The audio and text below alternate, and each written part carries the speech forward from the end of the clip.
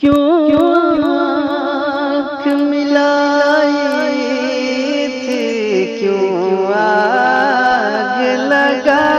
پہلے کچھ لوگ کچھ عمل کرتے تھے جو ناجائز و حرام تھا گھروں میں، ہم نے تنبیہ کی، تلقین کی کہ یہ ناجائز ہے، حرام ہے، نہ کریں۔ چھوڑ تو دیا انہوں نے، لیکن جب جب وہ اوکیشن آتے ہیں تب تب پھر سے ان کی یاد آتی ہے۔ اب اس کی مثال آپ کو میں بتاؤں، شروع کی بات ہے کہ محرم کے زمانے میں پنجے اٹھا کر کے ناچنے کی عادت اکثر لوگوں کو تھی، بہت سارے لوگ۔ ایک طرح سے اس میں عبادت کا تصور نہیں تھا لوگوں کو، بس یہ کہ انٹرٹینمنٹ کرنا ہے، کیونکہ عبادت اس طرح سے روڈ اور گلیوں میں ناچ کر کے تو ہوتی نہیں، نہ وہ امام حسین کو راضی کرنے کا مسئلہ ہے، نہ رب تبارک و تعالیٰ کی بارگاہ میں کچھ پیش کرنے کا مسئلہ ہے۔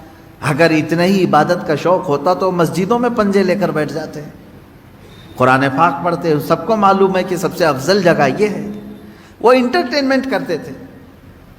اب ہوا یہ کہ ہم نے کہا کہ یہ بے حرمتی ہو رہی ہے، مولا حسین کے نام پر بے حرمتی ہو رہی ہے۔ اصل بات، پنجہ تو آج تک امام حسین کا ملا نہیں، پنجہ ملا نہیں۔ حضرت عباس علمبردار کے پنجے کٹے تھے، یہ سنا ہے، روایات بھی، لیکن اس کی شبیہ، اس سے ملتی جلتی تصویر کچھ ملی نہیں۔ اب رہی بات تعزیہ کا مسئلہ، تعزیہ جو ہے اس کا مسئلہ مختلف بھی ہے، اتنا میں بتاؤں گا، کنفیوز نہیں ہونا۔ تعزیہ کو شرائط کے ساتھ اگر بٹھایا جائے تو جائز ہے، لیکن وہ شرائط پورے کرتے نہیں لوگ، اور ہم نے اگر اتنا ہی شوشہ کھول دیا تو بڑے بڑے دروازے لوگ کھول دیں گے۔ بات صرف اتنی تھی تعزیہ کی، امام حسین کا جو روضہ ہے اس روزے کی شکل کی کوئی چیز بنا کر کے آپ نے رکھ دیا، تو کسی بھی بزرگ کے روزے کی شکل بنا کر کے رکھنا مستحسن ہے، کوئی حرام کام نہیں ہے، ناجائز نہیں ہے۔ جیسے ہم گنبد خضرا بناتے ہیں، خانہ کعبہ بناتے ہیں، ہوتا ہے گنبد خضرا جہاں ہوگا ہم تعظیم کے ساتھ دیکھتے ہیں، لیکن اس کے ساتھ اگر ایسے معاملات ہوں کہ اس کو لے کر کے سڑکوں پہ ہم گھومیں گے، ناچیں گے، اور پھر اس پر چڑھاوے کریں گے، پھر اس کے ساتھ اپنے عقیدے جوڑ لیں گے، تو یہاں سے شیطان پھر گمراہ کرنا شروع کرتا ہے۔ خیر یہ بات الگ ہے، تعزیہ کا مطلب۔ رہی بات پنجے کا، پنجے کی جو لاجک ہے وہ نہیں سمجھ میں آئی، مجھے کوئی سمجھا دے۔ میں نے اس سے قبل بھی بہت پہلے ہی کہا تھا، میں خود اٹھاؤں گا۔ پنجے کی کیا خصوصیت ہے؟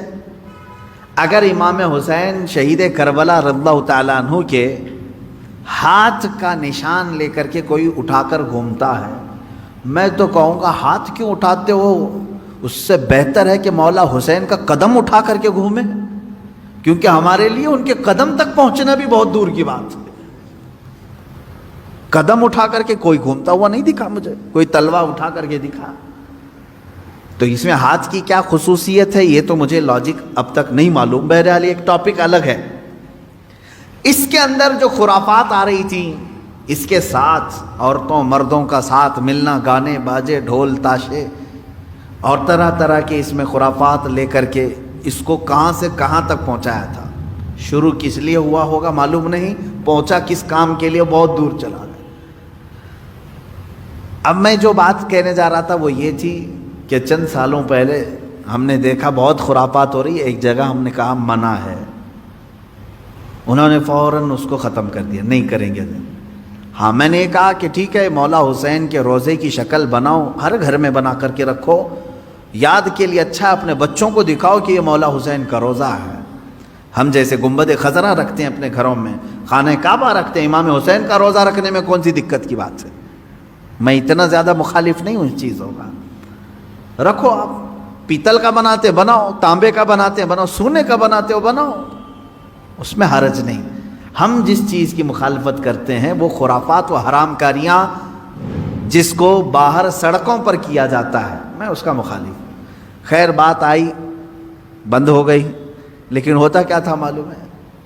چند دنوں کے بعد دوسرا محرم آیا تو گھر والے کہتے ہیں کہ حضرت وہ تو بند ہیں لیکن بچے ویسے ہی ناچ رہے ہیں، ہاتھ ایسے لمبے کر کے خود پنجہ بن گئے ہیں اور ناچ رہے ہیں۔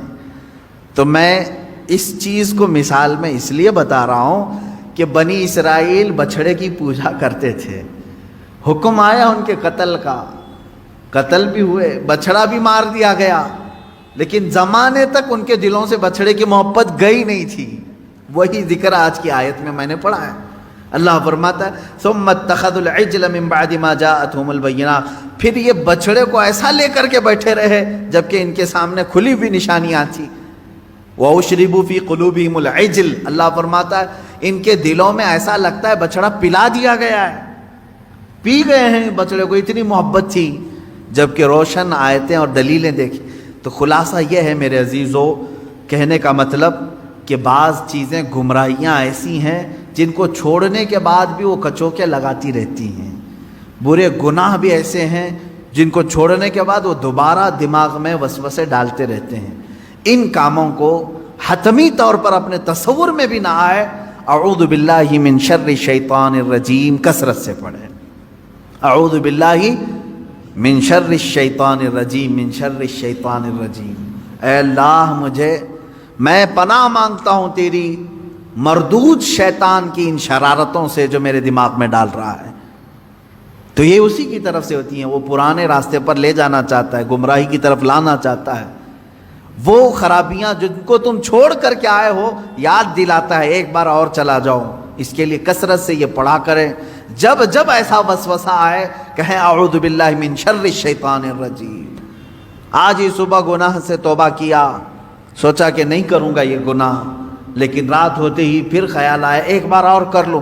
میں بتا رہا ہوں فوراً اس وقت یہ پڑھو اعوذ باللہ من شر الشیطان الرجیم۔ اے اللہ میں تو چھوڑ چکا تھا شیطان مردود، پھر مجھے لا رہا ہے وسوسے، میں تیری پناہ مانگتا ہوں مردود شیطان کی شرارت۔